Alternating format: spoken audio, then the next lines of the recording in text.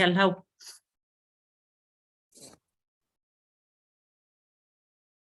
Bueno, buenas tardes. ¿Cómo andan aquí de nuevo?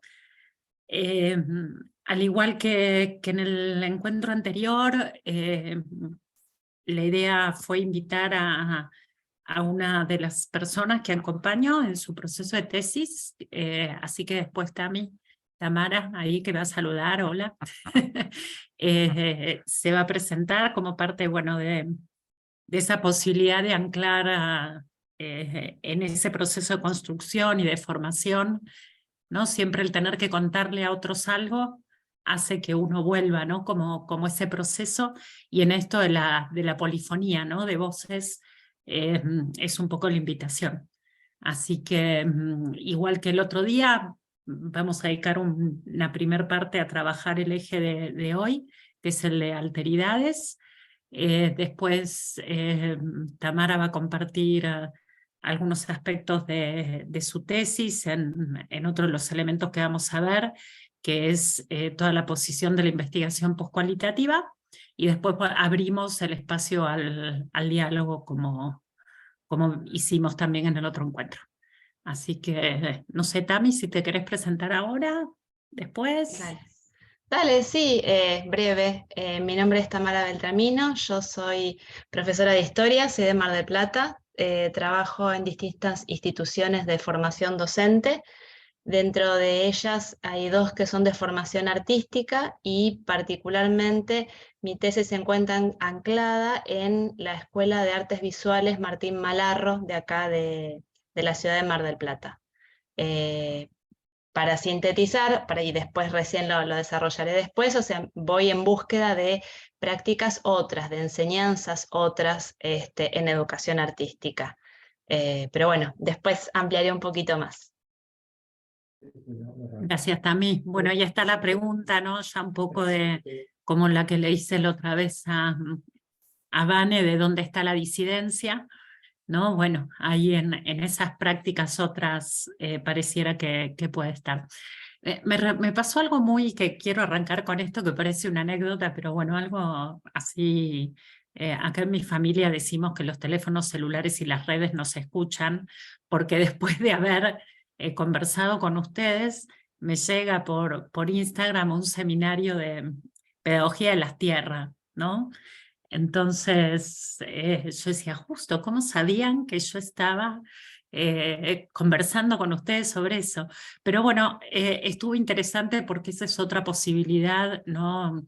En ese recorrido que había hecho, podríamos sumar el aporte de Moacir Gadotti sobre pedagogía de la tierra, ¿no? Que lo que va a recuperar justamente es esta mirada de la ecopedagogía y de la recuperación de un poco, ¿no? Lo que decía Tami, de otros saberes, ¿no? Entonces lo quería como recuperar porque un poco la pregunta de hoy es, de la conversación de hoy, es quién es el otro, ¿no? Como gran pregunta. Yo después busco si tengo, creo que lo tengo escaneado a Gadotti, si no busco como algún texto, si no es de él, de algún otro artículo que presente como esa mirada pedagógica. Simplemente esto, como para enriquecer la biblioteca y por si le sirve a alguien que esté justo trabajando esa perspectiva o le parezca que pueda enriquecerse. Vengo, voy a mirar ahí en el chat. Bueno, buenas tardes. Eran de saludos. Y en esta pregunta de quién es el otro, ¿no? Un poco la actividad que les propuse, que la quiero recuperar ahora ahí en el foro, hice este recorte, o mi intención es hacer el recorte que yo les traía, recuperando un poco a Dussel, ¿no? Sobre el posicionamiento de la construcción de conocimiento y de saberes, recuperando, ¿no? Como la posición de América Latina. Pero bueno, a veces también nos pasa que hay algunos clásicos europeos, particularmente desde mi perspectiva, que son inevitables recuperar, ¿no? Porque en esas construcciones de conocimiento más latinoamericanas igual modernas, ¿no? De quienes han abordado el conocimiento desde la lógica de la ciencia moderna y no otros saberes u otros conocimientos. Todos los autores, las autoras para esta pregunta de quién es el otro, indefectiblemente en mis lecturas siempre han recuperado a Emmanuel Levinas, ¿no?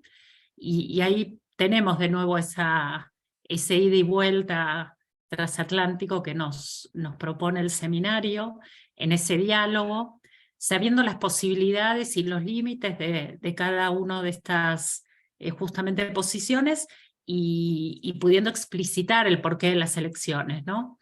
Entonces, como les decía, para mí es inevitable tomar a Emmanuel Levinas en esta pregunta de quién es el otro. Para arrancar, me gustaría igual, si, no sé, a ver, tendría que buscar ahí, Silvana, si estás, porque no me aparecen todos los cuadraditos, Mariana, Ibero, que compartieron los relatos de la experiencia de la propuesta.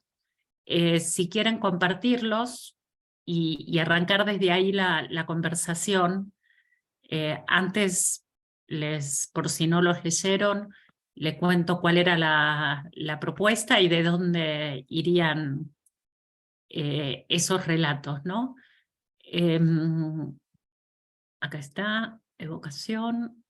La propuesta, que la pueden hacer si quieren en algún otro momento, era que hicieran una evocación, ¿sí? Que se transformara después en un registro escrito, donde les pedía que eligieran un colectivo en situación de vulnerabilidad o subalterno o oprimido, y ahí después vamos a recuperar algunas de estas categorías, que sean lo posible cercanos a su proyecto de tesis, por ejemplo, discapacidades, infancias, personas en contexto de encierro, pueblos indígenas, entre otros.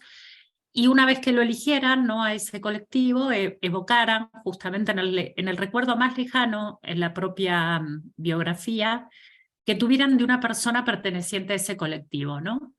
Y a partir de ahí, cuando encontraran ese recuerdo, hicieran ese relato escrito, recuperando quiénes estaban, qué sucedía, qué se decía, olores, colores, sabores, sensaciones, para compartir. Y después había una consigna reflexiva. Pero me gustaría, si tienen ganas, Silvana, Mariano, Verónica, de compartir esta primer parte, de escuchar esos relatos sin la reflexión, ¿no? O sea, el relato de la evocación, y que desde allí podemos ir construyendo algunas posibles preguntas a esta gran pregunta de quién es el otro. Si tienen ganas, por supuesto, ¿no? Perdón, Vivi, ahí Silvana escribió que está en una sala de lectura y no puede hablar. O sea, está, Ahí pero lo por vi. eso no puede estar. Listo. No hay Hola, problema. hola Viviana, acá estoy. Lo tengo que leer, digamos, ¿no? Me estás Sí, proponiendo esto. si tenés Bien. ganas, esa es la propuesta, si lo querés leer. Sí, sí. Bueno, primer ejercicio, como habías titulado la actividad, colectivo elegido, niños y niñas con discapacidad. ¿Se escucha bien? Perfecto. Bueno, son muchos los recuerdos que atesoro en mi alma, que forman parte de mi experiencia con niños y niñas en situación de riesgo, de desamparo y hasta de abandono en comunidades donde todo está por hacerse. Hace muchos años, mientras me desempeñaba como docente de nivel inicial, tuve la oportunidad de recibir en mi sala una niña cuadripléjica, sentada en silla de ruedas, sin control de esfínteres. Ella, Kiara, tenía la habilidad de tomar el lápiz con la boca y realizar trazos en la hoja. Solo sonreía cuando algo le agradaba y daba gritos cuando se sentía molesta. Recuerdo haber conversado con la familia sobre el cuidado que necesitaba Kiara y las dificultades de acceso a la atención médica de calidad que estos padres manifestaban. Kiara era vulnerable y requería de una atención especial. Decidí entonces, con mis escasos 24 años, generar algunas redes con otras familias y, por supuesto, tomar decisiones institucionales con el equipo docente. Recuerdo tener miedos propios y temer por su seguridad cuando la transportábamos al patio o a otros espacios. Pero en el tiempo que estuvo conmigo nunca dejé de pensarla como prioridad. Siempre la esperé y traté de hacer de su día el mejor día junto a sus compañeros, que vale decir, hicieron el trabajo más profundo. Los niños y niñas de la sala la hospedaron, la integraron, la atendieron y funcionaron como guardias de seguridad, siempre y en todo el espacio institucional y no institucional, paseos, visitas. Conversé reiteradas veces con la familia, sobre todo con la mamá que venía a cambiarla hasta 2 veces en la mañana. Ella me decía siempre, gracias Mariana por tratar a Kiara como una niña. Yo al principio no entendía muy bien el significado de aquellas palabras. Con el tiempo me fui dando cuenta que yo no hacía nada extraordinario, sino que le daba a Kiara y su familia el lugar que ellos merecían en la institución. Esto para ellos resultaba ser algo muy distinto a lo vivenciado en instituciones por las que habían transitado. Síntesis, les abrí la sala. Reconozco que hubo conversaciones con directivos para quienes no era tan válido dar a las familias este libre acceso, y tuve que escuchar cuestiones que no me agradaron, pero bien valió la pena la experiencia. Comprendo hoy que esta experiencia que transité estuvo comprometida con el sostén, no solo de Kiara, sino de su familia. Quizás, si avanzara en rastros de mi biografía, llegaría hasta ese lugar donde yo misma durante mi infancia fui sostenida por Dora, la persona que ayudaba a mi madre en casa. Yo fui hospedada, amada y sostenida por alguien que me enseñó qué era amar. Creo que allí está la experiencia fundante para mí. Muchas gracias, Mariana. No sé, Vero, si estás. A ver, en los cuadraditos.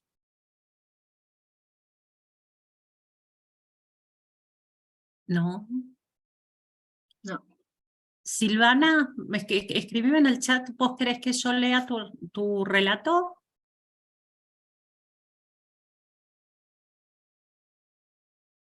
Sí, claro, dice Silvana. Bueno, ahí lo busco.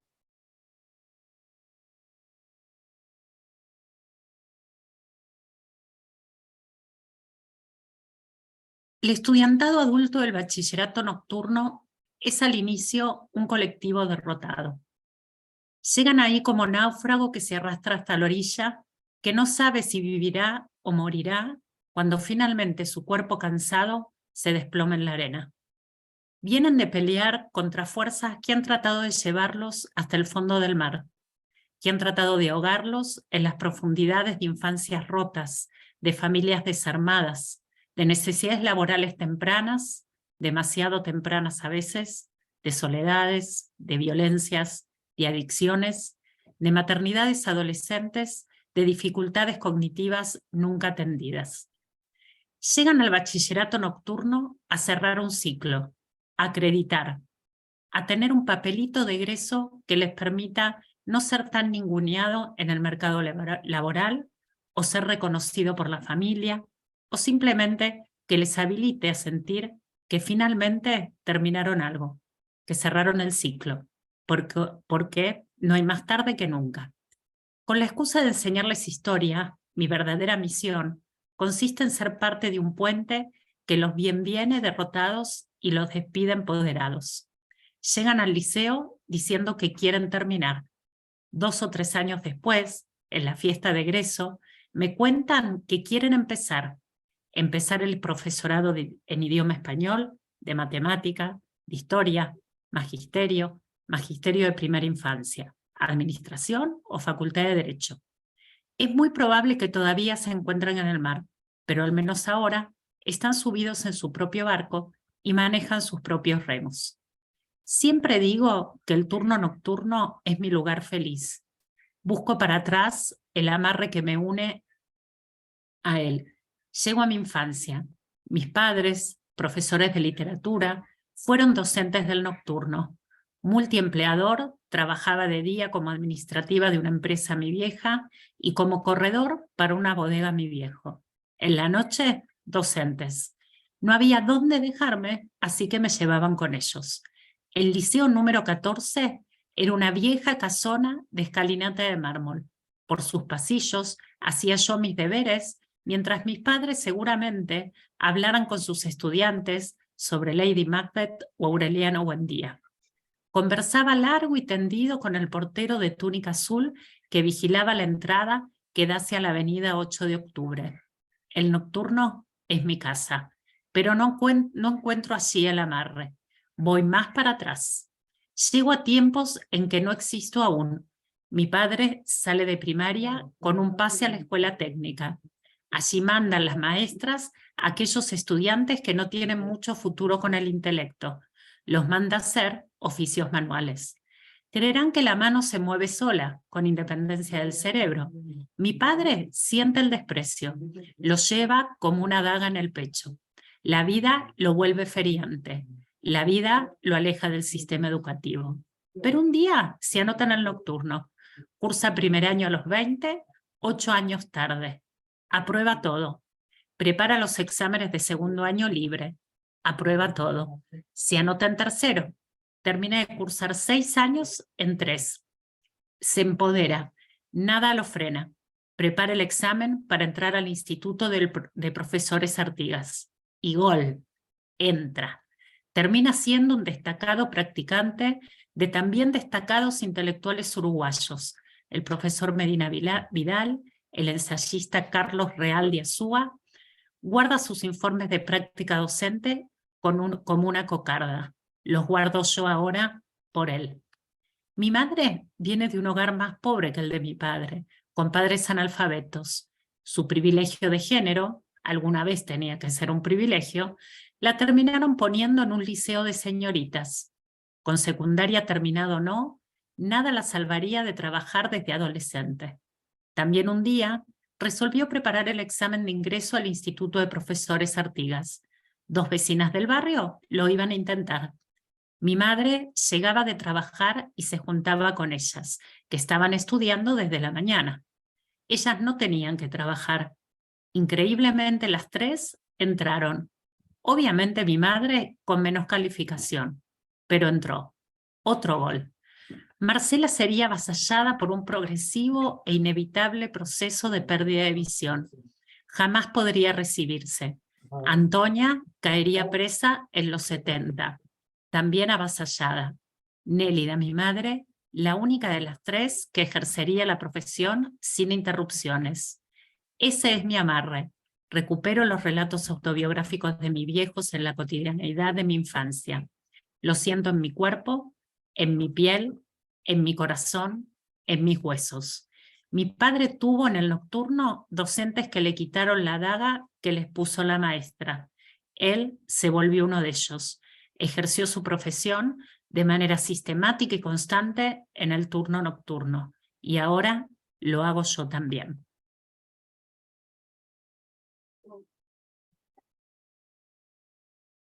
Gracias, Silvana.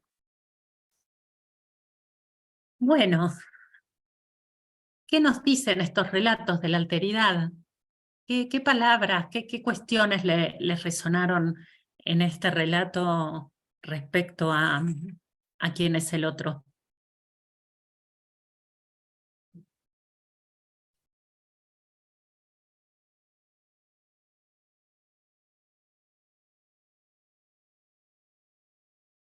Mientras piensa, les cuento que pensé una dinámica más tipológica taller, así que me van a escuchar poco.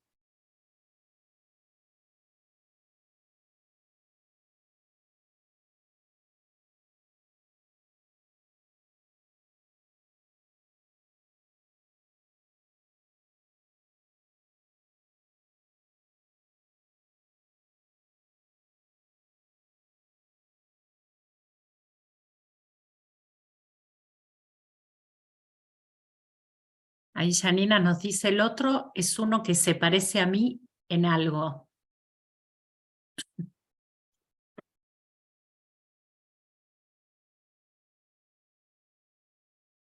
Yo pensaba un poco que cuando planteas qué es el otro, pensaba en que en realidad es ese otro que me anima a hacer la experiencia propia. Es aquel que digamos, me desconstruye y construye a la vez. Este que se pone enfrente y que en realidad me hace tramitar sensaciones, emociones, vibrar el cuerpo, asustarme, ser feliz o no. Pero que está ahí de alguna manera para que yo experimente. No sé, lo siento así. Me atraviesa el cuerpo, diría. Ujú. ¿Qué más les resuena? Sí, lo primero que se les venga.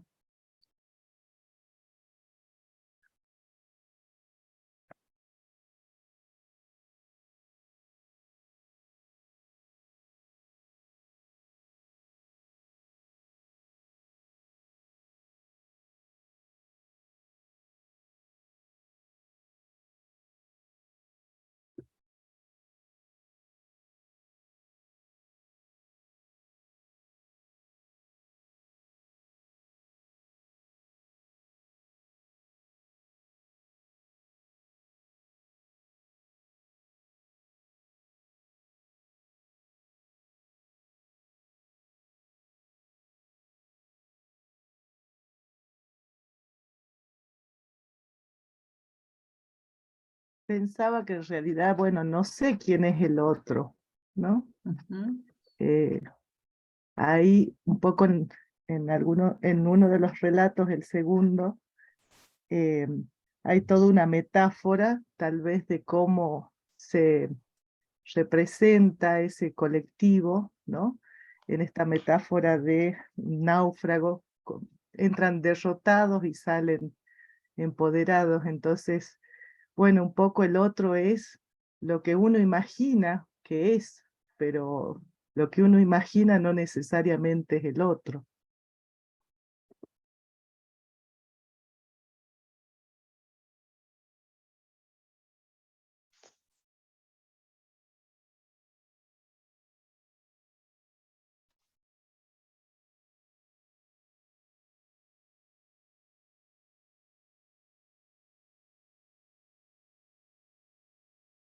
Yo pensaba en hasta qué punto el otro también es un poco yo, ¿no? Hasta qué punto el otro funciona también como una especie de espejo en el que me reconozco en ciertos rasgos y a partir de mi propia experiencia me acerco desde esas categorías personales, pero que también son interpersonales. Entonces, también con el otro me voy topando siempre, ¿no?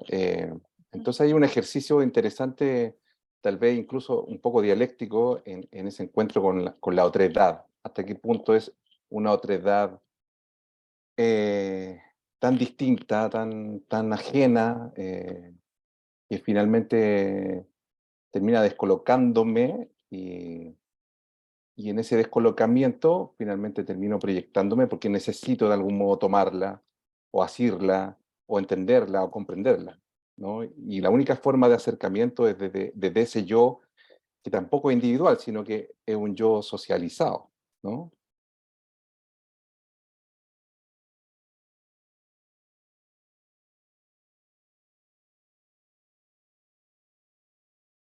Si no, yo los escucho, ¿no? Y me parece que una idea interesante es esta del espejo, ¿no? Y a veces, como investigadores, como personas que estamos en esta relación intersubjetiva, ¿no? Cuando vos hablabas, Marcelo, de interpersonales, decías vos, yo pensaba en la categoría de intersubjetividad, que es una categoría, digamos, que va de la mano o muy fuertemente asociada también en el campo de la formación, en la definición de la formación, ¿no? Cuando la formación, desde esta escuela que trabajamos la otra vez, de la pedagogía de la formación, plantea justamente que la formación es desarrollo sobre sí, y es el conocimiento de uno mismo, pero siempre es mediada. Y justamente en esa mediación es donde se juegan las intersubjetividades. ¿No? Eso es una de las categorías que me venía. Y en esto del espejo, me parece también interesante de que en ese reflejo, ¿no? Si bien ustedes decían, no sé quién es el otro, sino que me lo imagino, es poder soltar como investigadores esta pretensión, que en lo teórico suena muy evidente, pero después en lo práctico hay que tener como un registro permanente, ¿no? Como una atención permanente a esta pretensión de asir al otro, ¿no? De tomarlo, como decíamos la otra vez, o como objeto, o de tener esta pretensión de poder hacer algo por el otro, ¿no? Para el otro, y en realidad el foco, digamos, en la categoría de alteridad, tiene que ver con lo que ustedes también trajeron, que es siempre desde la experiencia propia, ¿no? Inclusive Spivak lo que nos va a plantear es que ni siquiera sería posible nombrar al otro, ¿no? Que solo el otro puede ser nombrado por sí mismo como nosotros podemos ser nombrados por nosotros mismos. O sea, ella los lleva al límite, ¿no? Como al extremo, ni siquiera desde esa posición yo podría pensar la consigna que les di, que es seleccionar un colectivo de personas zen, ¿no? Yo creo en lo personal que siempre hay un punto de partida en la investigación donde uno hace un recorte a partir de, como ustedes mostraron, de la propia biografía, y hay un primer nombrar al otro en el reconocimiento de estas situaciones que aparecieron en el relato, ¿no? De desamparo, de riesgo, de vulnerabilidad. En una contrapartida, también en palabras de los relatos, de cuidado, de sostén, de hospedar, de integrar y de atender. Pero yo creo que es importante pensarlo solo como un punto de partida, porque es a partir de mi proceso autobiográfico un otro con el cual me interesa entrar en relación, ¿sí? Pero a partir de ahí creo que sin duda está lo que nos propone la narrativa de la posibilidad de la coinvestigación es fundante, ¿no?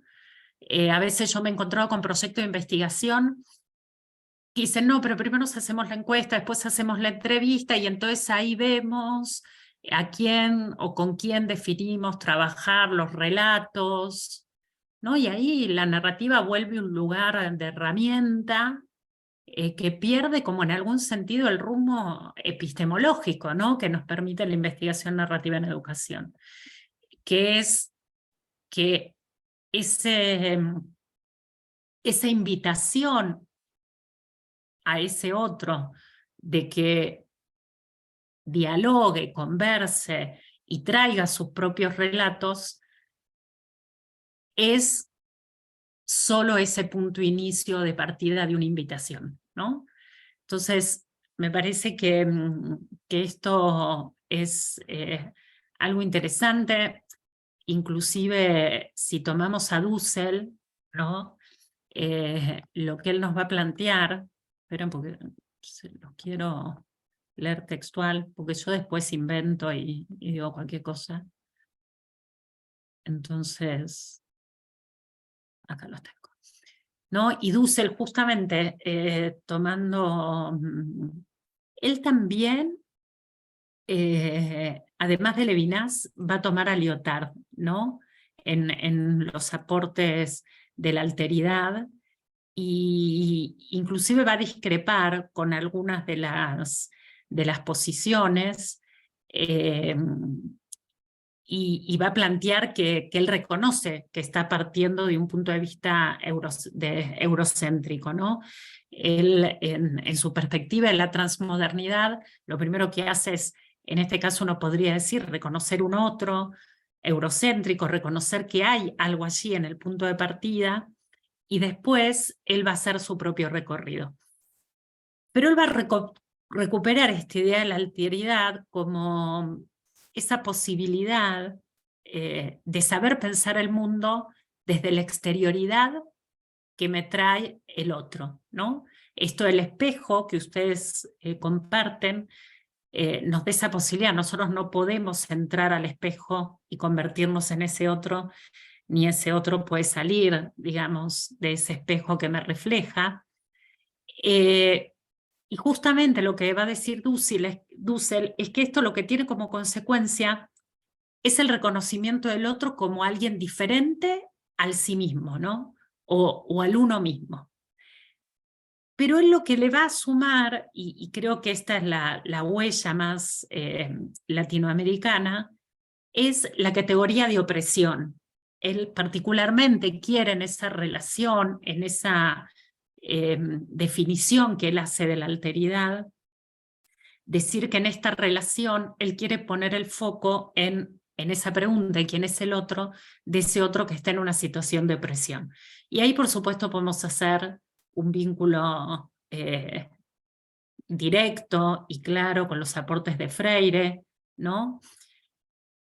Pero a mí me gustaría, como en ese sentido, detenernos, porque muchas veces generamos como sinónimos en la búsqueda de los marcos teóricos algunas palabras que fueron las que surgieron en los relatos, ¿no? Y decimos el otro, vulnerabilidad, desigualdad. Yo misma jugaba en la consigna con esas otras posiciones, ¿no? Grupos subalternos, pero cada una de esas posiciones, si bien podríamos decir que pertenecen a una lógica o aspectos en común y que las podemos relacionar, tienen su especificidad y cada una viene inclusive de campos de conocimiento y disciplinares diferentes, ¿no? Entonces, me parece que también es importante, interesante prestar atención cuando trabajamos sobre esta categoría, si es que la trabajamos en un proyecto de investigación, en la construcción de conocimiento, poder diferenciar estos aspectos, ¿no? Y en todo caso establecer las relaciones entre estas distintas posiciones. Porque la pregunta de la sociología, podríamos decir, cuando Castells habla de vulnerabilidad, él la va a traer desde una relación con la exclusión, ¿no? Es decir, que la vulnerabilidad es un tránsito intermedio entre un proceso de exclusión y un proceso de inclusión. Entonces, ahí esa pregunta sociológica es distinta a esta posición filosófica que estamos trayendo de la alteridad, ¿sí? Y también va a ser distinta, por ejemplo, a las posiciones de desigualdad que nos traen los documentos de los organismos internacionales, ¿no? Entonces, no es lo mismo hablar de exclusión desde Castells, hablar de desigualdad o de igualdad desde las posiciones, por ejemplo, del lenguaje jurídico de las convenciones internacionales, ¿sí? Por supuesto, uno puede establecer relaciones, pero lo que no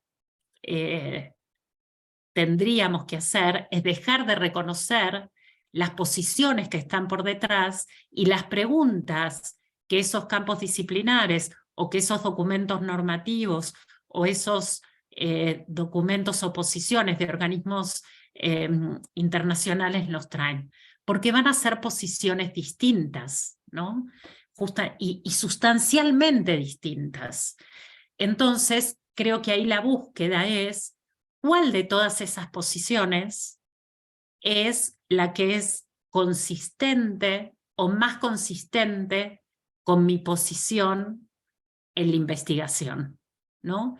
Y buscar ahí esto que María Teresa Sirvent, desde allá lejos hace tiempo, cuando yo cursé con ella en la universidad y en los textos, hay algo recurrente que ella siempre nos va a traer a la investigación, que es esa consistencia entre el marco epistemológico y el metodológico, ¿no?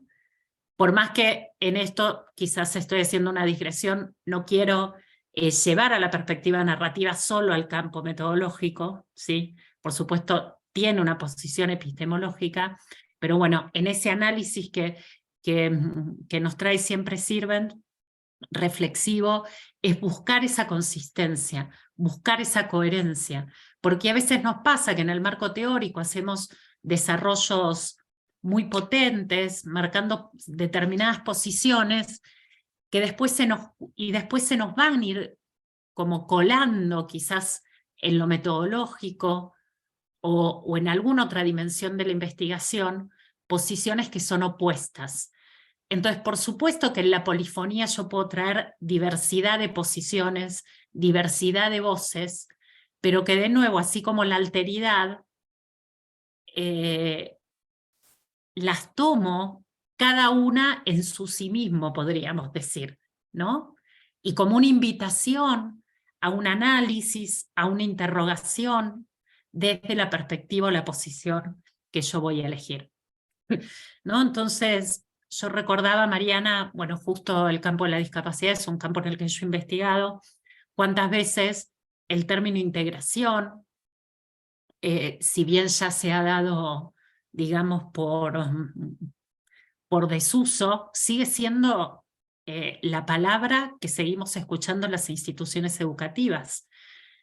Pero inclusive si no las escucháramos y pensáramos en la inclusión, de nuevo la inclusión, desde mi punto de vista, tendría como esta pretensión de que yo soy quien puedo decidir si el otro se incluye o no se incluye.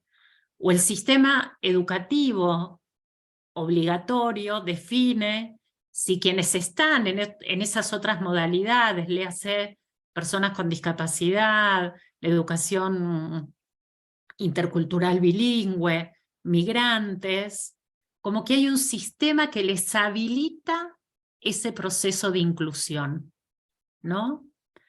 Y por más que todos digamos, las convenciones nos van a decir que son construcciones sociales, que las barreras están en el entorno y que ese es el trabajo hacia las barreras que ponemos en relación con los otros, generalmente en las prácticas y particularmente en las prácticas educativas, pero que no son más que reflejo de una sociedad, seguimos utilizando términos tanto en la vida cotidiana como en los documentos internacionales, como en los marcos teóricos, que siguen teniendo como esta pretensión de que hay alguien que puede decidir por el otro, ¿no? Cómo incluirse, dónde incluirse, ¿no? Los equipos técnicos, los equipos curriculares, ¿no? Las grandes tensiones y discusiones entre quienes son profesionales de las ciencias de la educación con quienes ejercen la docencia y construyen los saberes pedagógicos, ¿no? Discusión, no sé, ejemplo, los famosos equipos técnicos que dicen a las familias, a las personas, a los docentes, cuáles son las estrategias que se deberían llevar adelante, ¿no? Entonces me parece que esto también es una discusión interesante para darse en sus tesis, ¿no? En esta pregunta de quién es el otro, desde qué lugar ustedes, aunque no lo trabajen como categoría teórica, están posicionados en ese establecimiento de esa relación, ¿no? Después de allí, bueno, ustedes también traen ahí el término de hospedar, ahí también yo creo que una conversación interesante es la que en esta lógica transatlántica es la que se puede tener con los aportes de Derrida, ¿no?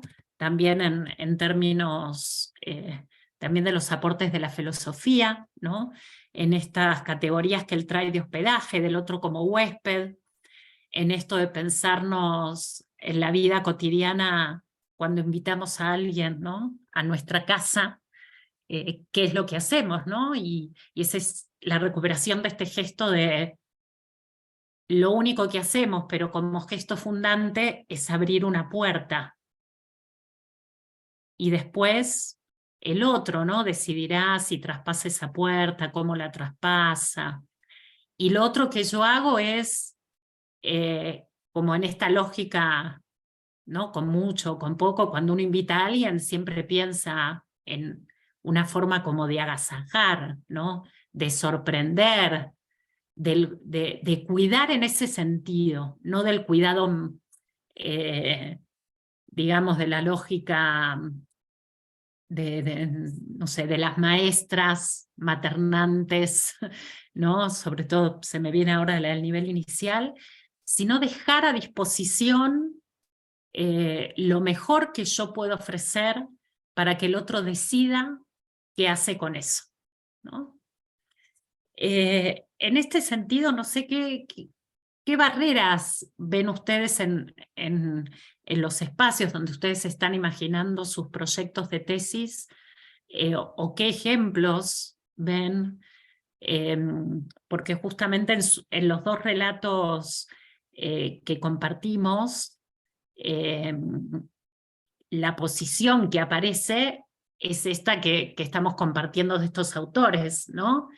Yo este ejercicio muchas veces lo he hecho en torno a recuerdos vinculados a situación de discapacidad, y en líneas generales lo que aparece son esas construcciones sociales vinculadas a los procesos fuertemente de exclusión, ni siquiera sutilmente, ¿no? En estos ejercicios hay gente que evoca situaciones de encierro, de maltrato, de violencia física, de violencia simbólica, ¿no? Que son como relatos que en estos, cuando yo pienso, ¿no? Uno piensa esas desigualdades o esas otras categorías probablemente de la sociología que también les mencionaba. Pero bueno, ¿qué barreras ustedes anticipan, o a partir de sus propias prácticas les resuenan en esta construcción de esta intersubjetividad con este otro?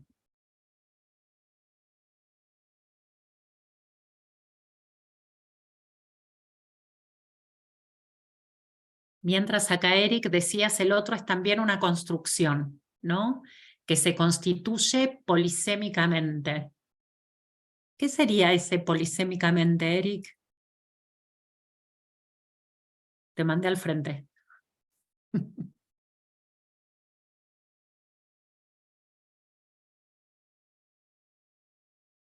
No sabemos. Bueno, si no, mientras, ¿qué barreras anticipan ustedes en estas posiciones, digamos, que se encuentran, o con qué otras posiciones se encuentran en la práctica o en los campos, digamos, de conocimiento, o más en el campo de las prácticas en las que ustedes están?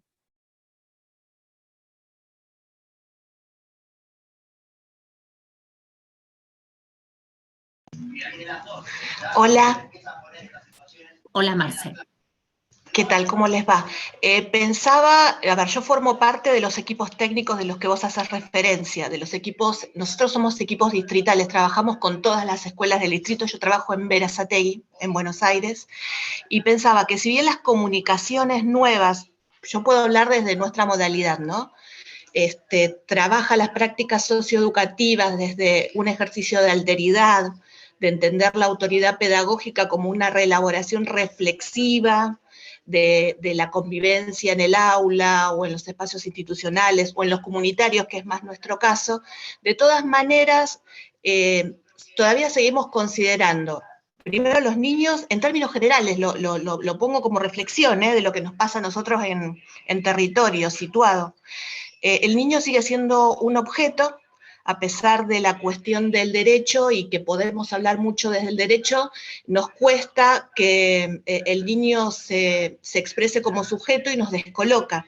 Eso hace que tengamos como una distancia, como una extranjeridad, como para poder hacer los abordajes socioeducativos. Si bien a lo mejor está planteado y hay todo un marco teórico desde el derecho, la inclusión, desde otros marcos, como vos decías, pero desde algo más integral, de todas maneras los docentes estamos todavía como en un territorio extranjero, y nos cuesta mucho entender que la conflictividad también forma parte de lo cotidiano y que no está mal. Porque es lo que nos permite construir con el otro que es diferente a mí. Y entender que ese otro, como vos decías, tiene toda una trayectoria, un proceso, un caminar, un tiempo, que a veces nosotros no sabemos cómo acompañarlos en ese lugar. Y yo pensaba también cuando vos hablabas, está bien, todos sabemos que tenemos que trabajar el ejercicio de la alteridad desde lo dialógico, ¿no? Desde la reelaboración reflexiva y demás, pero seguimos hablando de dar la palabra.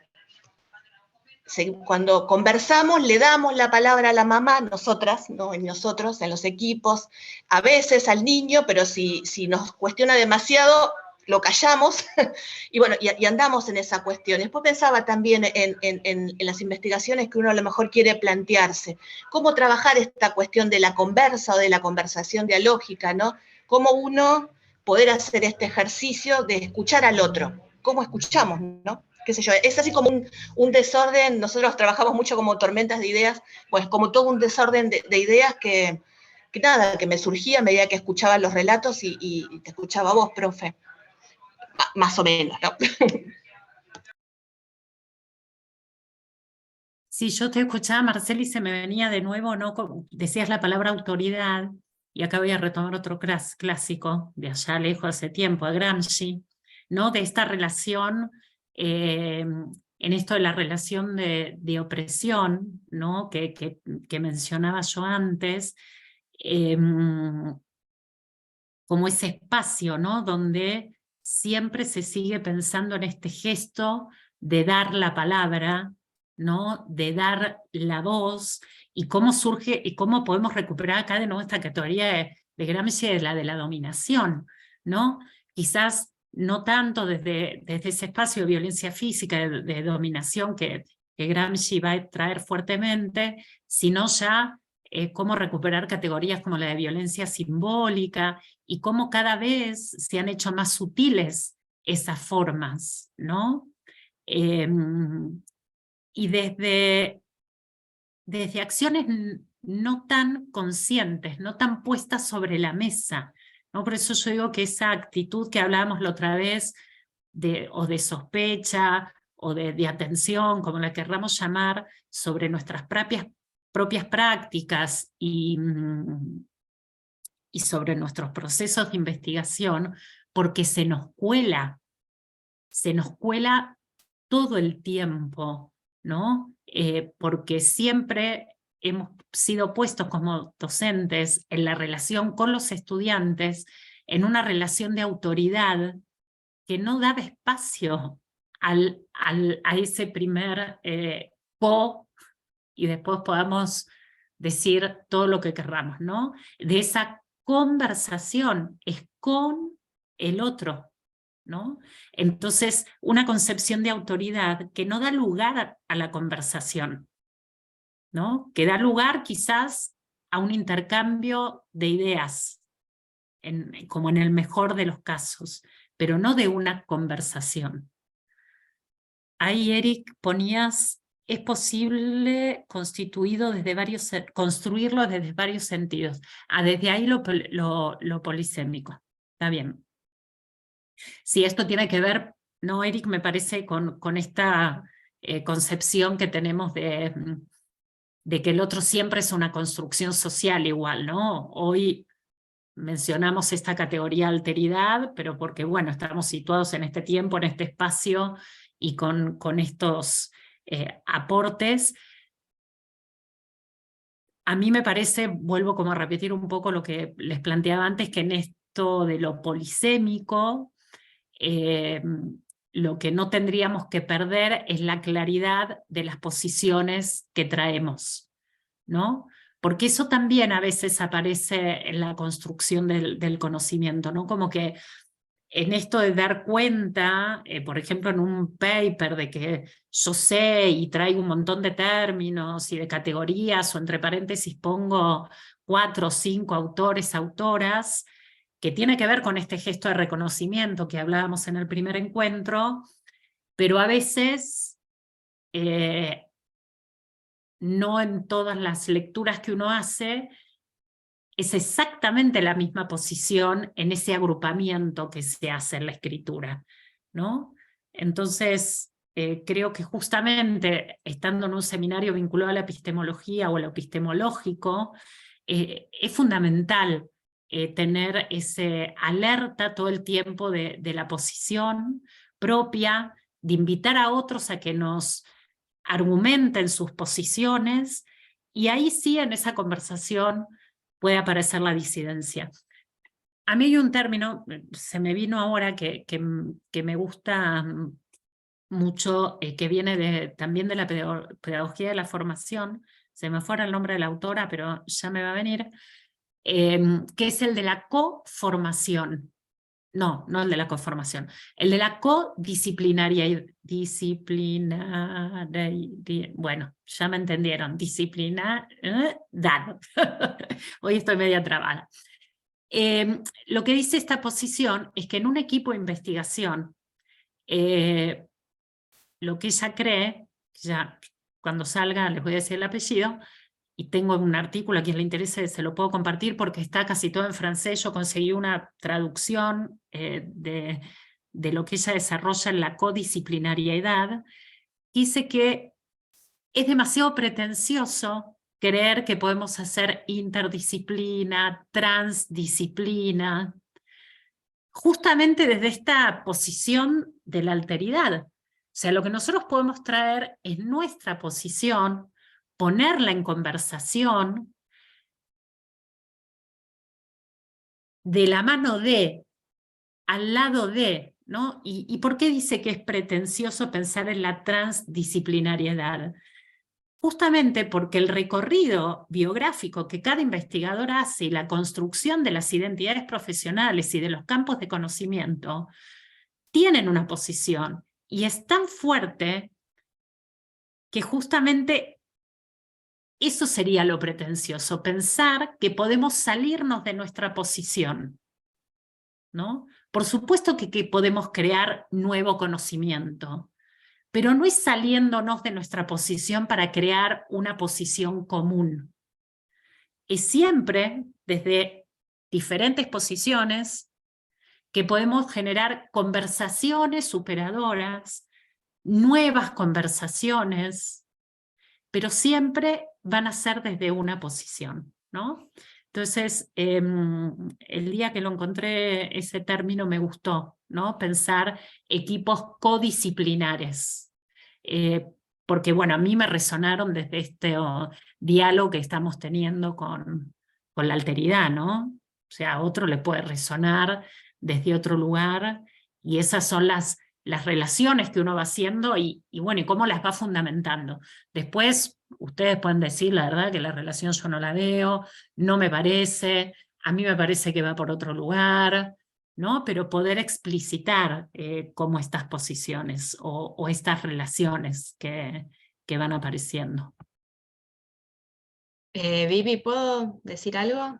Por supuesto.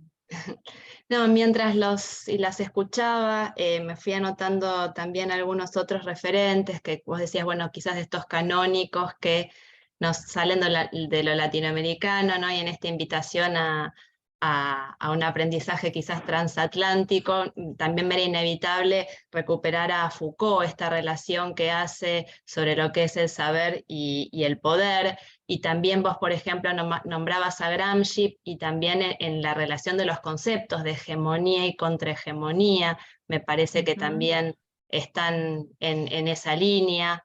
Recordaba también que Giroux plantea que, me acuerdo en un texto que había escrito de Laurentiis y que nombraba, que decía que Giroux, no son inocentes las instituciones educativas porque siempre condicionan la subjetividad de los docentes y los alumnos. Y a su vez también, mientras los escuchaba, recordaba a Judith Butler cuando decía que todo movimiento formativo siempre requiere e instituye instituciones, que las identidades siempre están inscriptas en relaciones de poder desde la propia formación, y que entonces lo que vas a hacer es distinguir y jerarquizar esas diferencias. y que lo que terminás haciendo es una forclusión, o sea, este separar entre quienes están adentro y quienes están afuera. En este caso podrá ser desde lo que planteaban al principio con los ejemplos de la diversidad, pero lo llevo quizás a mi temática que tiene que ver con los saberes, con las prácticas, con esas, bueno, qué enseñanzas son las oficiales, las que se establecen como las hegemónicas y cuáles entonces van a ser aquellas que van a ser excluidas. Me parecía entonces importante también ir en ese sentido que vos decías, generar este diálogo, ¿no? De, bueno, está bien, yo tengo un posicionamiento, pero me parece importante también generar ese diálogo cuando uno está desarrollando el marco, el marco teórico y sobre todo el marco metodológico, o sea, en el que vos ahí pones claramente cuál es tu postura, pero que en el marco teórico tenés que dar cuenta de las diversas posturas.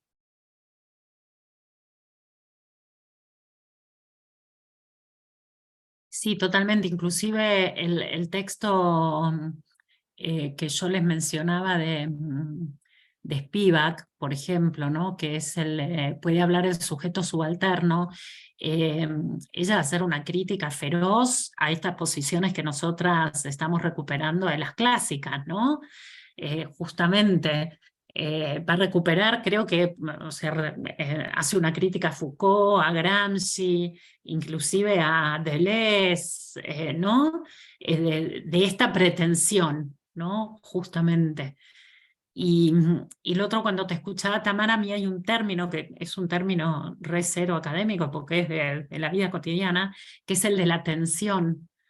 Entonces, que a mí me gusta recuperarlo, porque yo siempre pienso, en uno agarra una soga, si yo tiro un lado, aflojo el otro, la soga se va por un lado, ¿no? Y así sucesivamente. Entonces la soga solo puede, o sea, o solo está en esa tensión, y esa tensión es irresoluble, porque esto, si yo lo quiero resolver para un lado o para el otro, la tensión desaparece.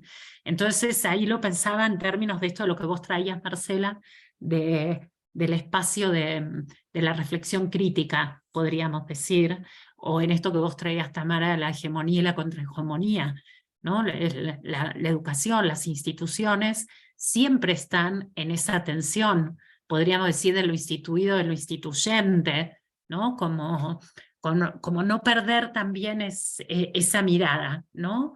La de que no le vamos a resolver la vida a nadie con la tesis, sí vamos a aportar algo para, en un término más utópico podríamos decir, un mundo mejor, que habría que ver qué es mejor para cada uno de nosotros, ¿no? Un mundo más humano, cada uno lo podrá definir, pero también ojo con ese riesgo en la construcción del conocimiento, de que se nos cuela esa omnipotencia moderna, podríamos decir, de que con lo que hacemos pretendemos resolver una tensión, y la tensión justamente es irresoluble. Entonces lo que podemos hacer en esa construcción de conocimiento es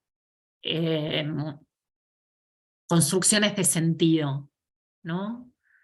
Construcciones de sentido sobre ese campo de conocimiento con el que trabajamos, donde sí, sobre todo la perspectiva narrativa va a recuperar lo polifónico fuertemente. Yo creo que eso es una deuda que tienen muchos de los proyectos de investigación en la narrativa, ¿no?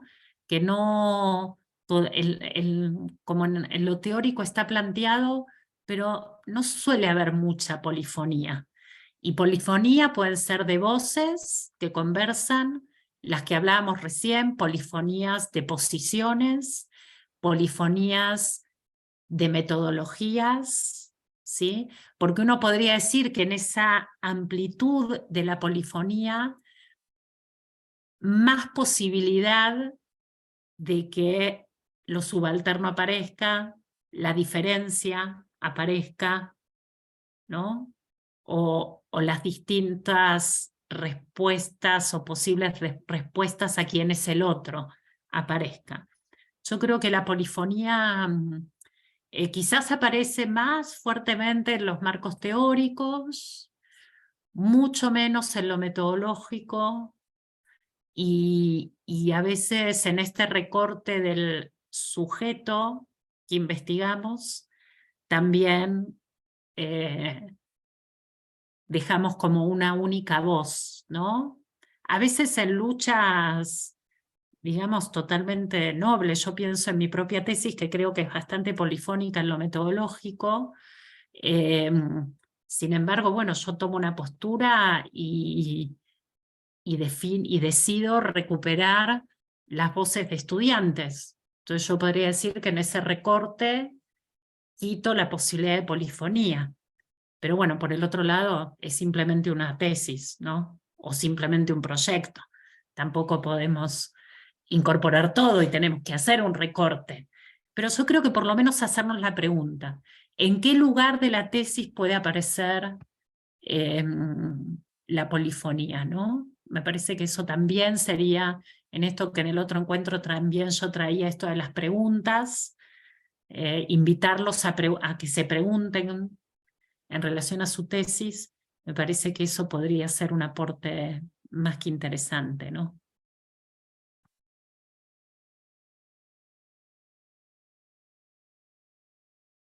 ¿Alguna resonancia más que quieran compartir?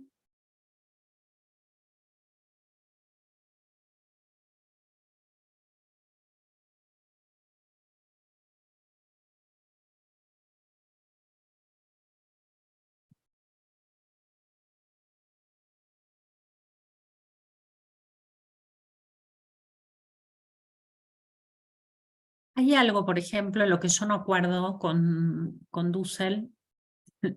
Él en uno de sus textos de transmodernidad va a decir, o sea, va a recuperar todas estas ideas de alteridad que decimos, pero él en algún lugar trae que la alteridad también requiere empatía. Yo me acuerdo creo que fue en una tertulia de la Corte del 2019, que apareció justamente esta categoría de empatía, ¿no? Y que yo decía, bueno, yo cuando pienso en la categoría de empatía, en mi recorrido viene del campo de disciplinar de la administración, de la comunicación, pero desde la lógica de las instituciones, más vinculada, al menos en mi recorrido, a lo que es la administración de empresas y cómo algunos teóricos recuperan, como Ser Kaufman, Freddy Kaufman, un argentino, que trabaja en esta perspectiva y trabaja la empatía como esa posibilidad de ponerse en el lugar del otro, ¿no? Y es que es un término que además circula en la vida cotidiana, en las escuelas. Entonces yo decía, bueno, ¿cómo dialoga la empatía con la alteridad, ¿no? Me encantaría, si lo pudiera tener a Dussel adelante, preguntarle desde qué lugar está pensando la empatía o está proponiendo que la alteridad es ser empático, ¿no? Cuando por lo menos yo comprendo que la empatía es esto de ponerse en los zapatos del otro, ¿no? Y de nuevo, ahí aparecen las posiciones. Por supuesto que en la vida cotidiana, no sé, inclusive en la educación de mis hijos, yo les propongo que sean empáticos, ¿no? Y que antes de dar un juicio de valor, piensen en la otra persona, que tiene su propia trayectoria. Pero mi pregunta es, ¿cuánto lugar le damos ahí a preguntarle al otro, ¿no? Uno dice, no, bueno, te tenés que poner en el lugar del otro, ¿viste? ¿Qué? No sé. Y ahí salimos con un montón de adjetivaciones, como hablamos la otra vez. El otro que en su casa no está en buenas condiciones, que vive en este barrio, que se enoja fácilmente, que cree que la vida es tal cosa. Y ¿no? Entonces yo pensaba, ese término de empatía quizás tiene como también ese dejar de lado de preguntarle al otro. Entonces, yo genero una empatía con el otro, ¿no? Digamos, podemos decir que estoy de acuerdo porque tiene que ver con generar un acercamiento, una comprensión, pero ¿cuánto habilito la pregunta en esa construcción empática? ¿No? O cuánto estoy trayendo esa reconstrucción de juicios de lo que considero que el otro es, ¿no? Me parece que ahí también hay otra idea, ¿no? Que, digo, y uno, por supuesto, ¿no? Estoy lejísimos de poder tener una conversación digna con Dussel, pero bueno, uno puede hacer internamente estos diálogos y estos diálogos internos como para simplemente aclarar la propia posición, ¿no? Reconstruyendo esto que estamos trayendo sobre la alteridad. Viviana, pensaba también que, bueno, en el campo educativo es como también muy común estas generalizaciones respecto a ciertos colectivos a partir de ciertas categorías, ¿no? Los estudiantes son de tal manera, no leen, no pueden, no, o sí, pero digo, también en esta posición de una construcción de identidad unitaria, única, coherente, ¿no? Propia de esta construcción moderna de un sujeto universal, sin fracturas, ¿no? Y en ese sentido también la pregunta, ¿quién es el otro? Buscando un cierto conocimiento del otro, entre comillas, cuando también pensaba que, no sé, cuando vuelvo esa pregunta a mí misma, hay tantas Marías que me habitan, ¿no? Depende de mis experiencias, y que en definitiva salen, tal vez muy en lo no consciente, justamente de acuerdo a las relaciones que voy estableciendo con otras personas y con el mundo, ¿no? Y a partir de circunstancias, o sea, es tan complejo realmente poder decir quién es el otro, y que en definitiva creo que sí es bien precario poder decir desde la primera persona, en todo caso es lo más válido, quién estoy siendo en este momento, si me preguntan, o cómo me estoy sintiendo, ¿no? Pero es bien complicado desembarazarnos de estas posiciones construidas en la formación docente, de teorías que han sido abarcadoras, bueno, mucho el campo de la psicología que prescribe, ¿no? Determinadas conductas, prescribe, y que en definitiva nos aleja totalmente de algún tipo de acercamiento real con el otro, ¿no? Y también pensaba en relación a esto que planteaba sobre la disciplinariedad, la codisciplinariedad, que sí, bueno, tenemos posiciones tomadas, pero también justamente es la conversación la que puede generar efectos para mover o desviar alguna de nuestras posiciones o convicciones más sentidas, ¿no? Pensaba que justamente la polifonía o esa pluralidad es la que permite de algún modo seguir en ese movimiento, que es un poco el movimiento de la vida, pero que a veces lo demoramos también cuando estamos como arraigados a posiciones muy deterministas o que nos ponen mucha limitación en nuestras maneras de ver, ¿no? El mundo. Y pensaba cuán importante esto de una disposición, más que empatía, a mí me gusta hablar más de una disposición que tiene que ver con esta apertura, ¿no? Este acercamiento en el vínculo, que tiene que ver con una gran atención y también en esto que salía de la escucha, ¿qué sería escuchar? ¿No? Yo escuché muchas cosas de mucha gente, de muchas personas, muy diferentes a mí, y yo obviamente mirada de manera diferente por esas personas, donde horas escuchando sin entender, ¿no? Y sin embargo, pudo haber una conexión ahí simplemente desde ese gesto, ¿no? Como quedarte fuera de comprensión o de comprender, pero que había una disposición de estar, mirarse, que pasaba la comunicación por otro lado, por lo gestual, por esta justamente necesidad también. Bueno, fue en pandemia, venían a mi casa vecinos, vecinas que no conocía, de gente muy jovencita, que bueno, no la estaban pasando bien, y era compartir, y para mí era todo un lenguaje que no, a veces me quedaba fuera, ¿no? Pero bueno, no sé, muchas cosas para pensar en este sentido. Sí, ¿sabes qué pensaba, María Ángeles? Que igual, a ver, esto de que uno solo se podría preguntar por uno, pero en el proceso de investigación, o sea, igual es inevitable la pregunta sobre el otro, ¿no? Porque salvo que inclusive aunque uno haga su tesis con una autobiografía, porque siempre el otro va a estar y va a estar esa intersubjetividad, ¿no? Entonces, el tema es qué pretendemos con esa pregunta, ¿no? Me resonaba como eso. Y encontré quién era la autora, que es la de codisciplinariedad, es Blanchard, Laville, Blanchard, se los escribo acá.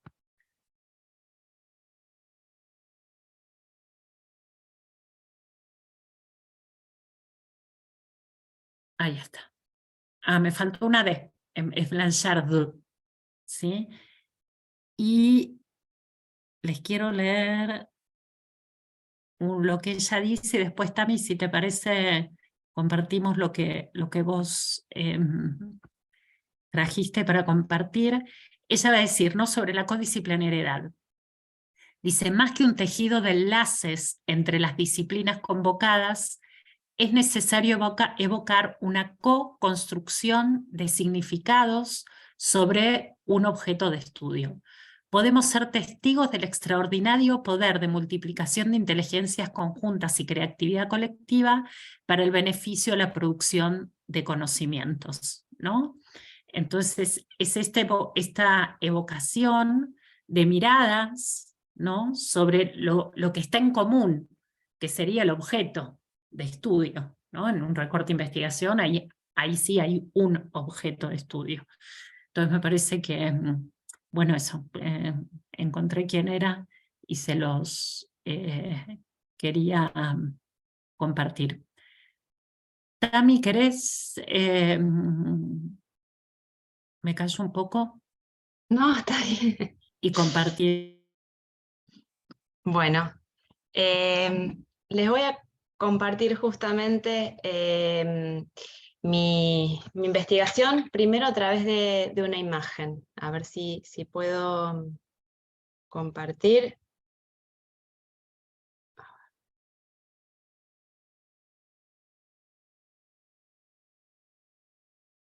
A ver si se ve. Sí, perfecto, se ve, Tami.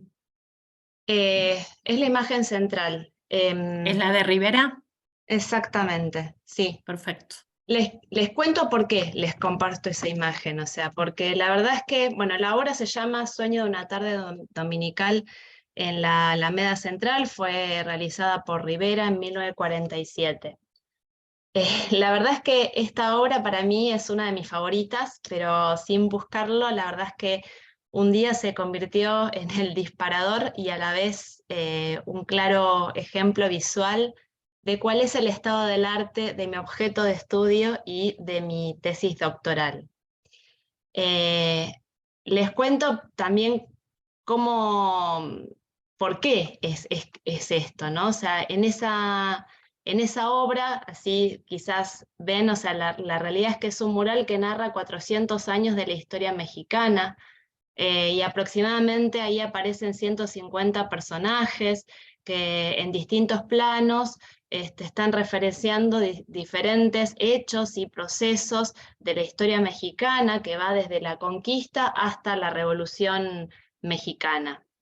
Y bueno, si ustedes tratan de verlo, o si lo buscan y lo amplían, van a darse cuenta que hay una diversidad de personajes, de frente, de espalda, en primer plano, en el fondo, gente grande, pequeña, chicos, bueno, sobre todo aparece ahí también Diego Rivera en el centro, hombres, mujeres, de distintas clases sociales, de color de piel, con diferente ropa, con distintas expresiones, acciones, algunos más visibles, otros casi imperceptibles, pero todos, para Diego Rivera, son parte de la historia de México, o sea, conforman todos la historia mexicana.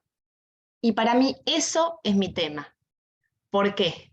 Porque para mí de forma análoga, ¿sí? Si analizo, yo me imagino la historia de la educación artística como un cuadro pictórico, tridimensional, donde justamente los relatos sobre la historia de la educación artística voy a encontrar una juxtaposición de relatos que algunos aparecen como más iluminados, en los que se iluminan determinados saberes, determinados sujetos, determinadas prácticas formativas, y que si lo pensamos casi con simetría radial al eje europeo anglosajón, está replicando e imitando prácticas corrientes, discursos, prácticas educativas, que lo que hicieron fue, en definitiva, a construir relatos, ¿sí? Para la formación docente en educación artística, donde entonces claramente desde entonces hay una reproducción de esos relatos, donde entonces aquellos otros, los alternativos, los de resistencia, los de producción contracultural, quedaron como difuminados en el fondo, casi imperceptibles, invisibles. Y ahí entonces es donde juego un poco también con esto de la juxtaposición, o sea, porque yo insisto, o sea, esa obra para mí fue como, siempre la vi, siempre me gustó, y cuando la vuelvo a ver me doy cuenta que para mí es eso, es la historia de la educación artística, y entonces voy en búsqueda justamente de aquellos relatos, de aquellas prácticas, de aquellos saberes que están como perdidos. El título de mi tesis se llama Narrativas impresionistas y visualidades discursivas, los relatos para la formación docente en educación artística como espacios de reproducción cultural y producción contracultural. Porque también me parece que la estética del impresionismo refleja esto que hoy les decía, esta juxtaposición, o sea, si ustedes han tenido la posibilidad de ver alguna vez algún cuadro impresionista de Manet, Degas, Renoir, o sea, se caracterizan por pinceladas cortas, juxtapuestas, donde hay un juego con los claros y los oscuros, donde hay imágenes más nítidas, otras menos perceptibles. Bueno, eso entonces también, esa estética de las artes visuales, creo también que pasa, como recién les comentaba, en esta historia de la educación artística. Por eso, bueno, mi interés, como hoy les decía, es anclarlo en la Escuela de Artes Visuales de Mar del Plata, particularmente en la formación docente de artes visuales de acá.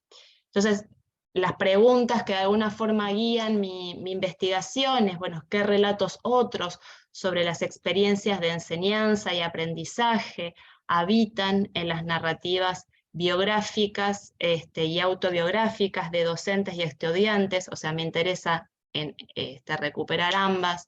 ¿Qué prácticas otras sobre la formación docente se experiencian en el profesorado de artes visuales? ¿Es posible, o sea, que paralelamente habiten espacios para la producción contracultural?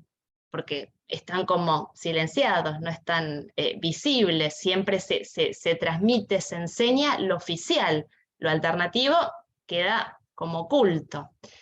Entonces por eso me planteaba, bueno, ¿cómo deconstruir y plantear una historia otra de la formación docente en educación artística que se aleje de ese relato oficial y construido desde arriba? ¿Qué relatos entramados y yuxtapuestos puedo entonces visualizar a través de formatos narrativos alternativos al positivismo? Y ahí entonces donde yo, donde me parece fundamental desde lo metodológico las herramientas postcualitativas. Una aclaración también es que a mí me llevó tiempo encontrarme en mi tesis. Siempre fui una extraña al principio, o sea, siempre me parecía, yo vengo, como les decía, yo soy de la historia y entonces en mi formación es la objetividad lo que prima por sobre todo. Entonces, encontrarme el aspecto biográfico del doctorado, el autobiográfico me costaba un montón, y la realidad es que a lo largo de la cursada de todos los seminarios fui claramente dándome cuenta, haciendo un recorrido, una introspección de mi formación docente. Yo vengo de una formación artística donde estudié danzas clásicas, el magisterio de danzas clásicas en el Polivalente de Mar del Plata de acá. Bueno, y ahí fui dándome cuenta también cómo lo artístico, mi formación, llevó a ver estas cuestiones, a tratar de llegar a esas otras prácticas, a esas otras formas de enseñar distintas a las que se transmiten oficialmente, las que aparecen en los diseños, las que se relatan en las prácticas cotidianas. Y volviendo entonces a lo que es al giro postcualitativo, que Fernández Cruz lo que hablaba es, bueno, del potencial de lo que generan estos nuevos enfoques, estas nuevas herramientas que genera el giro postcualitativo. Me parece particularmente el giro afectivo, que cuando él nombra, bueno, por ejemplo, el enfoque feminista, decolonial, el poshumanismo, la acción micropolítica. Bueno, hay dos particularmente, que es el giro afectivo y el giro sensorial, los que yo vinculo como metodología, como para poder acceder a esas narraciones, sobre todo porque el giro afectivo lo que hace es reivindicar la presencia de la creatividad, del afecto, la presencia de la emocionalidad, importante y fundamental en la producción de conocimiento. O sea, eso es parte de la producción de conocimiento, o sea, que no está solo en la experiencia subjetiva, sino que también está en las redes de relaciones que se establecen, y resalta la importancia de los aspectos emocionales para acceder a la investigación. En cuanto al giro sensorial, también lo que plantea es como un nuevo formato de representaciones, sobre todo abierto a los que son las representaciones artísticas. Entonces, desde lo metodológico, lo que más utilizo como formato alterno, porque yo dentro de eso, o sea, lo que hago es, me baso en entrevistas, pero utilizo como formatos alternativos de acceder a estos relatos, a estas narraciones, es a través de las fotografías y de la intervención también después de fotografías. O sea, mi objetivo, o sea, en realidad lo que fui haciendo, no tengo todavía todos los... todo lo que es mi investigación de campo ya realizado, simplemente tengo una sola entrevista, un acceso a un aula, pero bueno, fue a partir de observación, sí, de fotografías, de intervención de las fotografías. Hay varios pasos que todavía me faltan, pero principalmente es eso, a través de las fotografías y de la intervención fotográficas. La propuesta también es que después realicen una producción artística en función de lo que tiene que ver con la entrevista que yo hago, o sea, al seleccionar algunos docentes, o sea, primero hay una cierta cantidad que tengo estipulado, que voy a acceder a ciertas clases específicas, de ciertos contenidos específicos, después me centraré simplemente en 5 o 4, no sé todavía definido si estudiantes o docentes, de los cuales puedo acceder aún más a esos relatos entramados a través también de una propia producción artística. Por eso insisto y recupero la importancia de estas herramientas postcualitativas para poder acceder a estos relatos como ocultos y yuxtapuestos o perdidos, y poder tratar de recuperar experiencias otras en la formación docente. Es como una síntesis, recontrasíntesis de mi tesis. Sí, Tami, yo te escuchaba, ¿no? Y pensaba en esto que vos decías, un cuadro, pero tridimensional, y me acordaba de 2 cosas. Voy a hacer como un paréntesis para que entiendan lo que voy a decir después. Me acuerdo en un intercambio con Luis, que él le proponía a los estudiantes que nunca dejaran de lado el acercamiento con la literatura, ¿no? De leer cosas que no fueran académicas, o sea, leer novelas, ¿no? Para mí la invitación es no dejar de lado ningún campo de lo sensible, sea el que fuera el que quieran transitar, no solo la literatura, sino otros campos de lo sensible, del arte. Y recordaba cuando vos decías esto, el cuadro tridimensional, en lugar de las instalaciones, ¿no? en el arte, y tuve la suerte de poder ir a ver la última de Frida Kahlo, la muestra interactiva, y anteriormente la de Van Gogh. Y yo digo, esas son experiencias sensibles, así como el hecho de ustedes escribir sus relatos. Por supuesto, yo diseñé hoy 10 millones de cosas más de las que se pueden hacer. Los iba a invitar a escribir una poesía, se los dejaré como actividad alternativa. Para mí es fundante, ¿no? Es fundante para este recorrido que vos decías, Tami, bueno, me costó primero, ¿no? Y poder ingresar en ese lugar, porque además yo pienso, si uno como investigador no pasa por ese lugar, ¿qué diálogo establece después en la coinvestigación? Yo pensaba también, cuando decía, bueno, en la invitación de que hagan una obra de arte, ¿no? Si uno no hace un recorrido en ese sentido, no, hay como un diálogo más acotado, podríamos decir, menos enriquecido. En este sentido que vos estás diciendo, bueno, yo me anoté en la maestría de arte de la Universidad del Centro, ya es el segundo año que estoy cursando los seminarios, obviamente no una cursada intensiva, sino en realidad estoy tratando de hacer aquellos que pueda vincular, o sea, que me enriquezcan con el propio doctorado, y también cómo el recorrido de mi plan de tesis, de la escritura, de seguir metiéndome en el arte, y como el arte me atravesó a mí, terminé también haciendo una instalación artística de mi vida, en unas jornadas que realizaron acá Francisco Ramallo y otros en el auditorium. Terminé haciendo una instalación artística que se denominó Huellas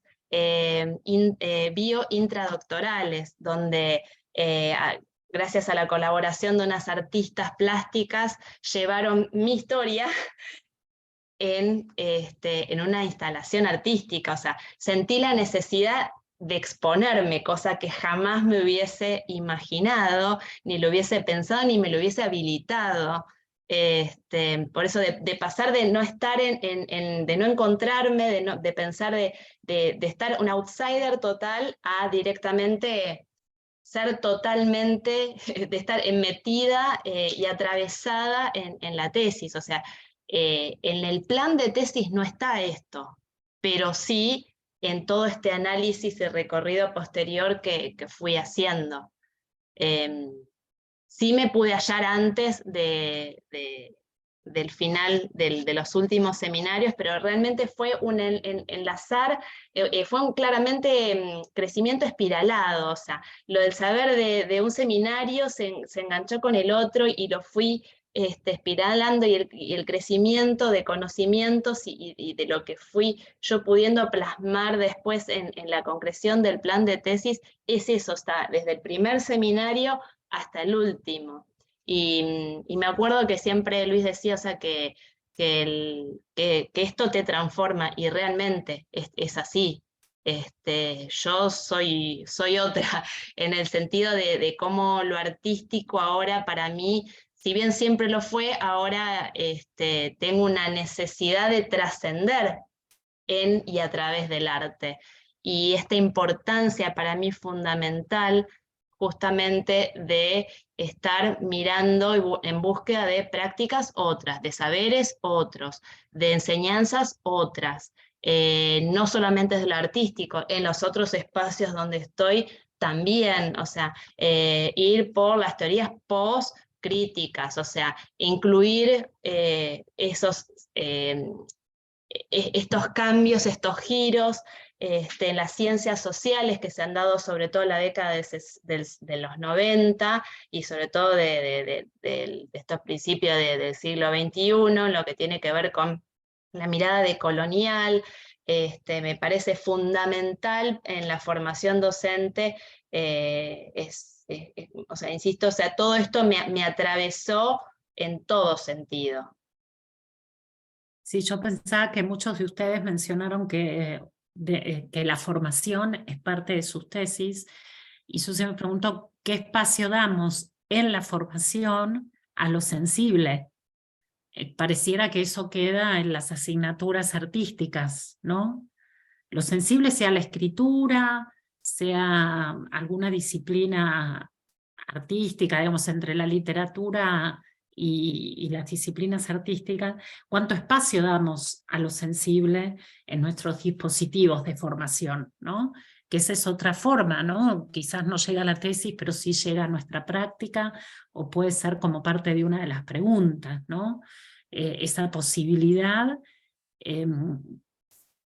Eisner ya lo decía, o sea, el ingreso por lo sensible y por el arte no está disociado, es parte constitutiva de la construcción del conocimiento, ¿no? Esa disociación de segmentar el cuerpo en educación física, ¿no? Lo sensible en las materias artísticas, lo lógico, racional en matemática, ¿no? Cómo ir rompiendo eso que tenemos como tan instalado, ¿no? De esos lugares estancos.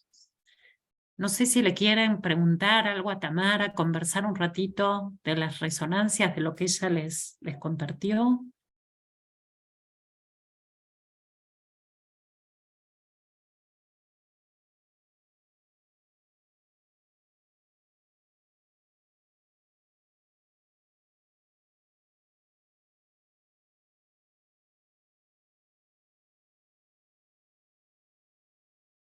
Pensaba en la filosofía y me callo, en los aportes de Merleau-Ponty, ¿no? Del lugar del cuerpo, como otro autor súper significativo para mí en el trabajo de la alteridad, ¿no?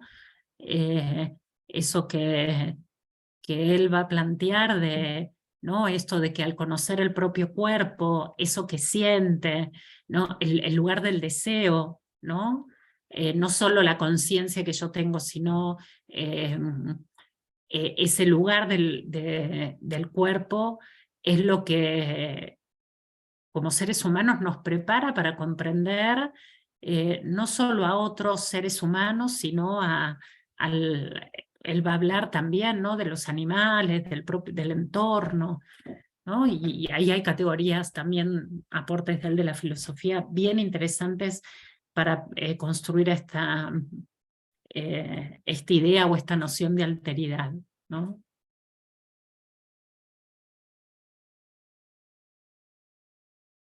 ¿Resonancias? ¿Comentarios?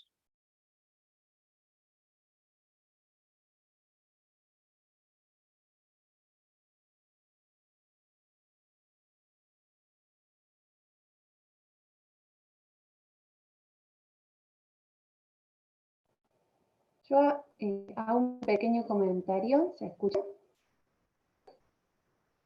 ¿Sí? Sí, sí se escucha, Sofi.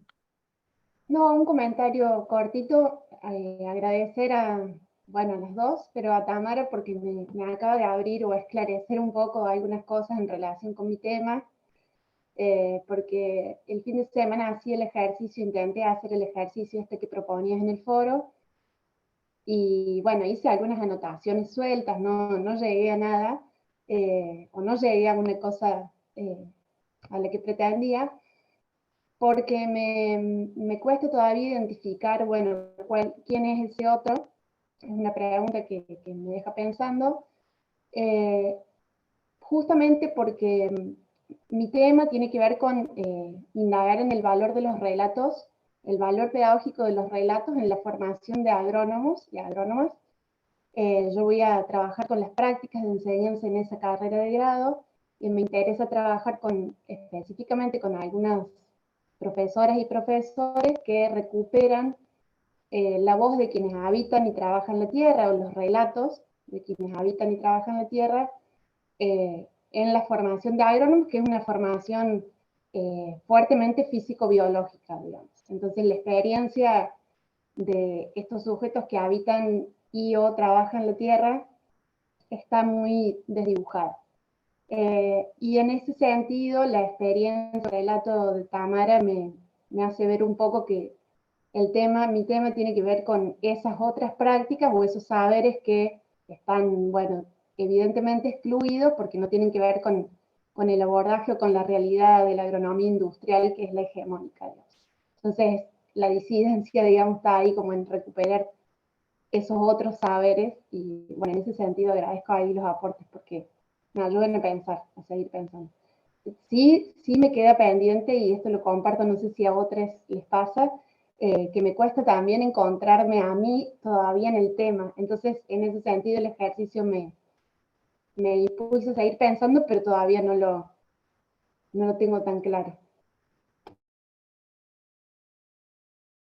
Un consejo que en realidad no es específicamente para Sofía, pero a mí me sirvió también, además de todo el recorrido, de la lectura de los seminarios, leer los trabajos de tesis doctorales de todos los que, o sea, yo recuerdo que estaban subidos, bueno, de todos los que, de todos los trabajos doctorales.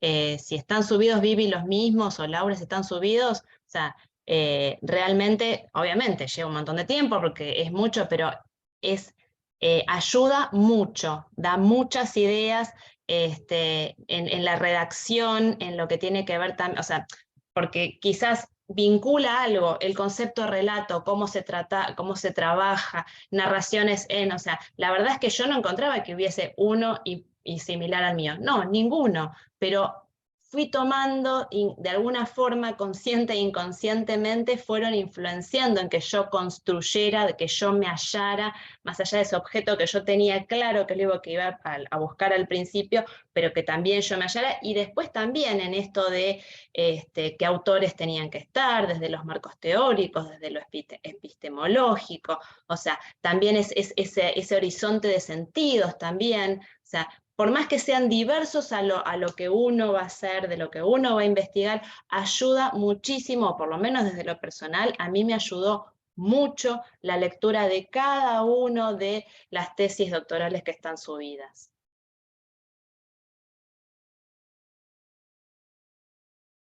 Sí, yo creo que en parte también esto que decíamos recién, de no dejar de leer cuestiones de otros géneros, de participar de experiencias sensibles que les sean afines a lo que a ustedes les interesa.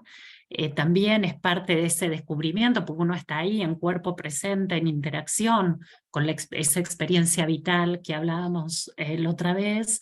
Y me parece que también hay algo del viejo, bueno, tan viejo, pero la vieja herramienta de formación del diario formación. La escritura sobre uno, ¿no? Sin la consigna, no porque uno se pone en el proyecto, y sí, porque hay que presentarlo, ¿no? Porque obvio, a todos nos pasa lo mismo, pero tratar de no perder ese registro de, bueno, terminé un seminario, terminé de leer un texto, y ese otro registro más narrativo, ¿no? De lo que me va pasando en mi propio proceso de formación. Parece que esa es otra punta, ¿no? del autobiográfico.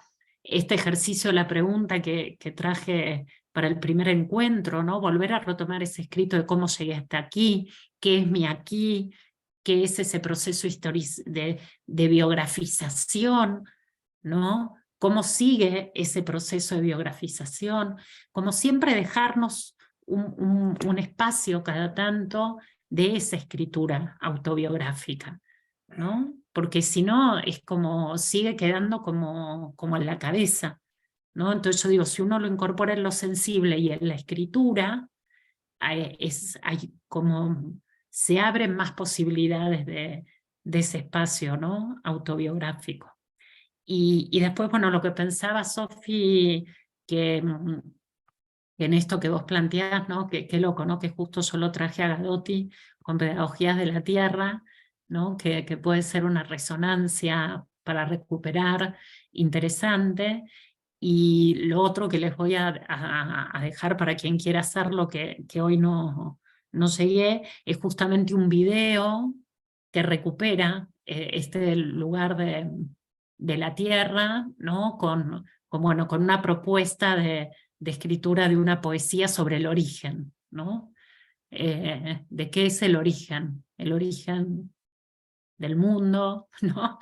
En este diálogo con estas perspectivas, ¿no? De pedagogía de la tierra. Así que lo voy a dejar por ahí como para compartirlo.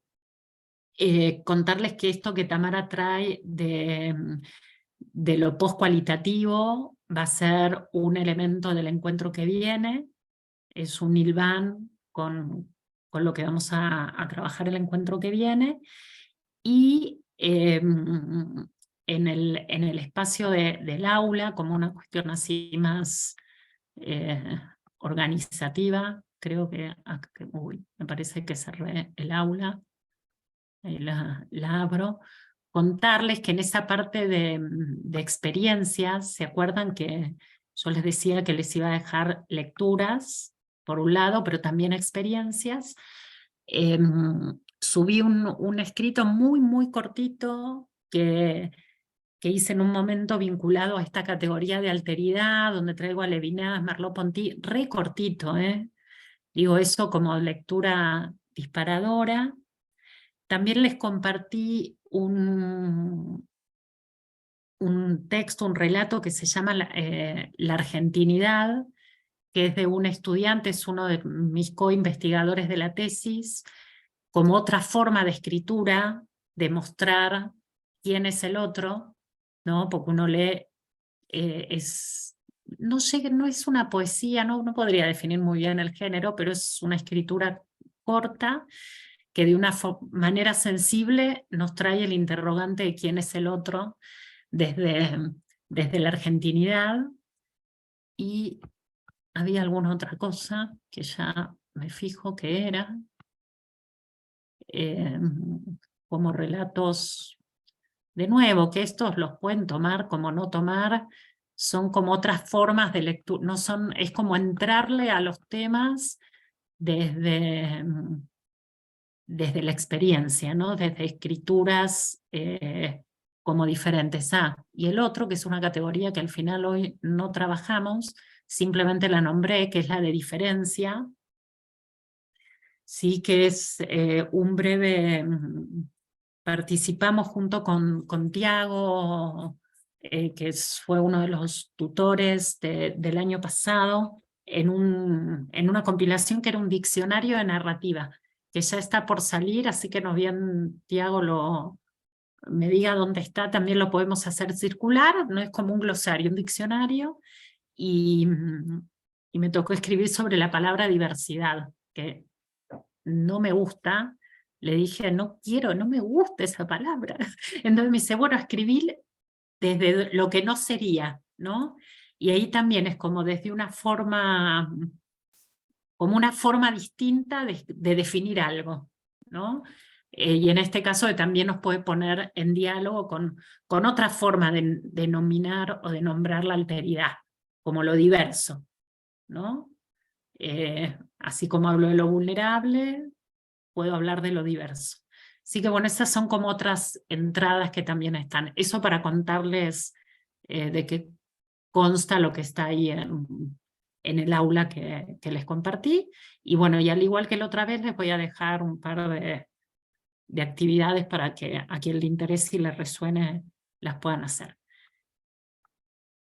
Y le cedo la palabra, así como comentó Sofi, si hay alguien que quiera comentar algo más.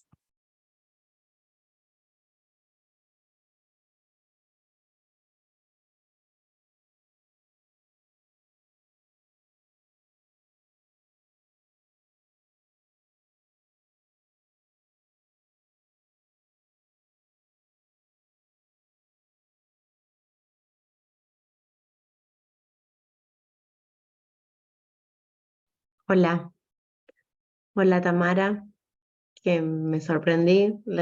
Somos compañeras del instituto. ¡Ay, hola! ¡Ay, hola! No sabía que estaba, no, yo tampoco. Pero bueno, me encuentro en común con esta preocupación y esta pulsión de Tamara por esas prácticas o enseñanzas o pedagogías otras. Me parece que ahí como es nuestra preocupación, al menos hace eco con las mías, que eso fue como buscando diferentes formas de vincular, buscar esas otras prácticas de enseñanza o esas otras prácticas pedagógicas que primero yo las pensaba como que esos entramados había pensado como afectivo artísticos que están presentes en las prácticas que a mí me parecía que son los que me movilizaban, ¿no? Que digo, ay, también eso lo mudé a lo indisciplinado y bueno, ahora lo mudé hasta lo vital, pero me parece que tienen en común, escuchaba en tu relato, algunos de los que me imagino van a ser mis relatos, que por ahora son esto como la colita de la película, en este mismo sentido, ¿no? Como que me parece que la preocupación de la formación docente, que también rescata Vivi, que lo habíamos nombrado, tiene que ver con eso, con encontrar esos otros espacios, no como utopías, a mí me parecía que estaba bueno, sino como realidades, y también para darles esas voces a esos relatos y que puedan ser cada vez más visibles, que puedan ser de algún modo cada vez más presentes, y en eso hay ecos, bueno, de uno. A mí, al revés de lo que contaba Tami, cuenta Sofi, de cuánto uno lo moviliza, yo como que estuve muy movilizada eso desde el inicio, entonces me encuentro de eso como en mi biografía y en mi biografía docente, digamos, o en mis intenciones de ser docente, algunas de estas cosas, entonces me entusiasma porque ahora encuentro como que ya todo el mundo ya sabía de esto, todos los autores ya habían hablado muchas cosas y a mí me parecía como, uy, mirá qué genial, no, ya estaba todo escrito, pero bueno, eso es lo que me hace confirmar que, bueno, que va por ahí y que lo que voy a encontrar que no escribió nadie, digamos, en esta idea de esto del digo, con el otro, son en esos relatos puntuales, cómo se hacen carne, se hacen huesos, se hacen todas esas palabras que dijeron las chicas en los relatos iniciales, y que me parece que eso está bueno. A mí me entusiasma la idea de renegar de la pretensión de el aporte. En algún momento, yo en otro tiempo había intentado hacer también otro doctorado, con otro paradigma claramente, que fue el mismo de la licenciatura, y por supuesto no hice ninguna de esas dos cosas, porque no me encontraba entrampada, digamos, en esas miradas de ciencia o de investigación, o ¿no? en esos paradigmas que también han oprimido la enseñanza, creo, y la formación docente. Y cuando digo la formación docente me parece como peor aún, porque eso si no como que se sigue replicando. Pero bueno, nada, estos espacios, eso, van como seminario a seminario confirmando que va por ahí la cosa y que en algún momento la tendremos como la obra de arte, ¿no? Pero bueno, como permiten estas cosas inmersivas, como decía Vivi, las obras de, acá estuvo la de Van Gogh, y hay momentos en los que vos te puedes acercar en algún detalle muy puntual de la obra, pero en algún momento calculo que nos alejaremos y veremos la cosa completa, o completa desde nuestros ojos, completa creo que nunca va a estar, y las miradas de los otros lo van a enriquecer, así que, pero bueno, un doble o triple o no sé, cuádruple gusto encontrarnos y coincidir con estas pulsiones que bueno, me parece que nos van a llevar a algún lado. No sé si como de los que miran para atrás o de los que miran para adelante en tu cuadro, pero en el cuadro vamos a estar. Gracias.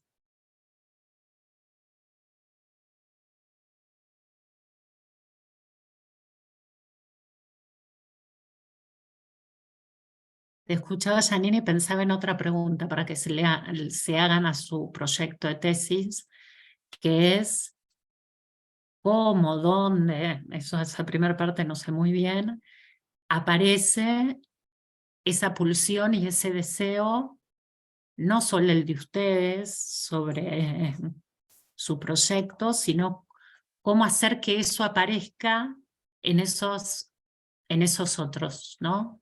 O sea, cómo va a estar presente esa dimensión del deseo, de la pulsión, del placer, en esas conversaciones, que es justamente, ¿no?, lo contrario a la ciencia moderna y bueno, y como decían, los aportes de la psicología, el psicoanálisis particularmente, por más que lo traen como una categoría del caso, ¿no?, de la casuística, sin renegar y agradecida, por supuesto, con todos los aportes del psicoanálisis, pero bueno, me parece que esa es una pregunta también interesante, ¿no? ¿Cómo vamos a hacer que eso aparezca en ese proceso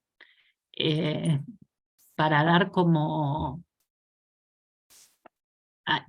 de la mano de esa polifonía, ¿no?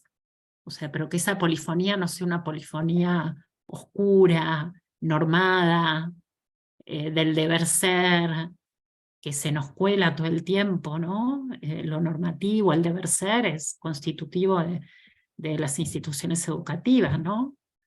Entonces, cómo esos deber ser se convierten, o sea, cómo genera un marco en esto que decíamos de los derechos, de un mundo igualitario, y que eso sea lo común, pero cómo en esa polifonía, digamos, traemos una polifonía o voces que no sean esas normadas o del deber ser.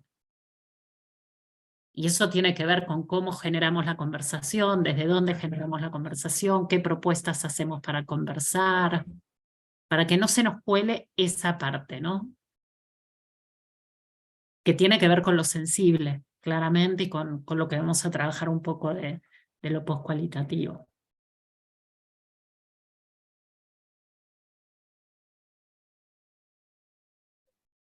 Bueno, son las 8, tenemos un tiempito, como arrancamos un cachitín más tarde, si alguien más quiere comentar algo. Por supuesto, agradecer a Mariana, sí, y a Silvana, que nos prestaron sus relatos. Pero bueno, no sé si alguien quiere compartir alguna resonancia.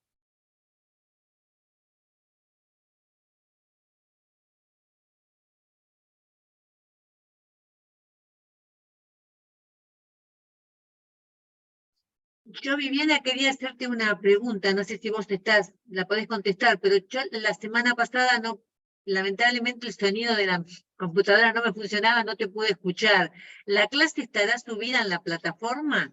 Sí, por eso bien. se graban, no sé, después le pregunto a Lau cuándo, no sé el Bueno. tiempo, digamos, pero sí. Sí, Han subido todas, pero justo te buscaba hoy y no la encontré, por eso... Están todas subidas. Ah, No, bien, están subidas al claro, día. En bien, el bueno, lapso, calculo del fin de semana, subiremos esta. bárbaro, gracias Laura. Pero la de la semana pasada ya está disponible. De Está nada. bien, bien.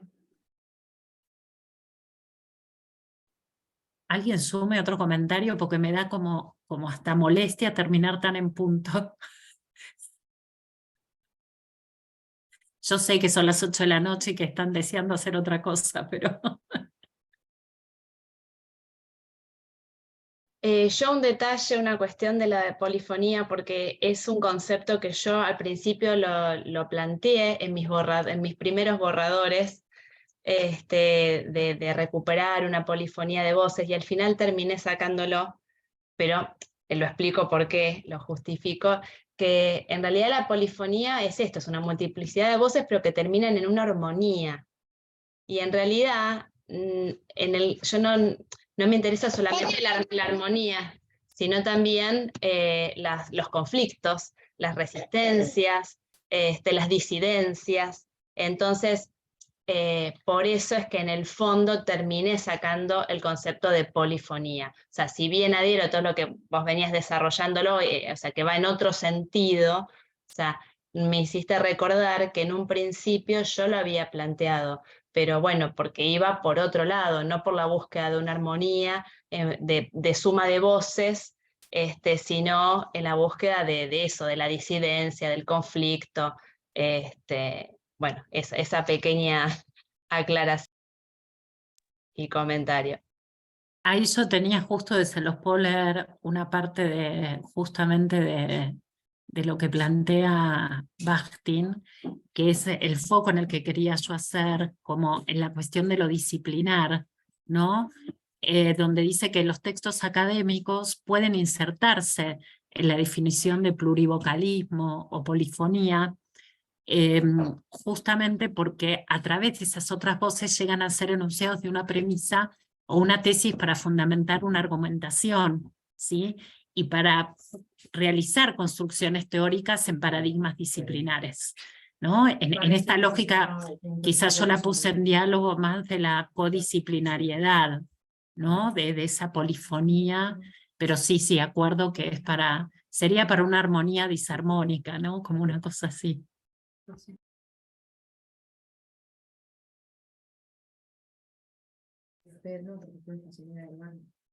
Bueno, si no hay nada más, siendo 20:04 ya no me siento tan incómoda con terminar tan en punto.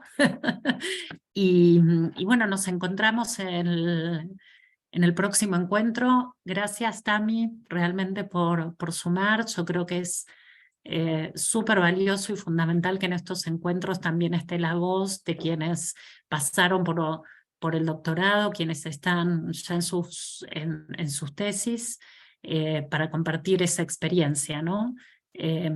Así que gracias por haberte hecho el tiempo.